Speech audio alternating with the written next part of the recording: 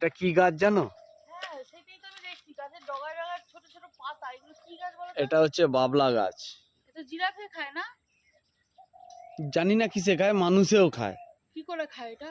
বাবলা গাছ, বাবলা ফল, এসব তোমরা জীবনে খাওনি, এগুলো ছোটবেলায় আমরা খেয়েছি। তো আমি তো সেটা বুঝতে পারি। এর ভেতরে দানা একটা ফল হয়, সেই দানাটা ফেলে সেই শাঁসটা খায়, খুব সুন্দর ফল। হ্যাঁ গো, বাবলা জিরাফেও খায়। হ্যাঁ, গাছটা যেহেতু উঁচুতে থাকে, জিরাফের গলা লম্বা, তাই জিরাফ খায়, আর এইদিকে দেখো, মানুষেও খায়। এইদিকে দেখো, কলকাতায় এত পরিমাণে গরম পড়েছে, খেজুর গাছ হয়ে গেছে একটার দানা, এখানে একটা, ওখানে। আর আমরা এখন আপাতত আছি হচ্ছে চড়িয়াল খালের অক্সিজেনপূর্ণ গন্ধ নিতে। খেজুর গাছ আমাদের কলকাতায় প্রচুর ছিল, এখন কমে গেছে, কেটে দিয়েছে মানুষ দরকারে। গরমের জন্য খেজুর গাছ হয়নি, আনাই ধানাই কথা। রাখো। গরমেই খেজুর গাছ হয়।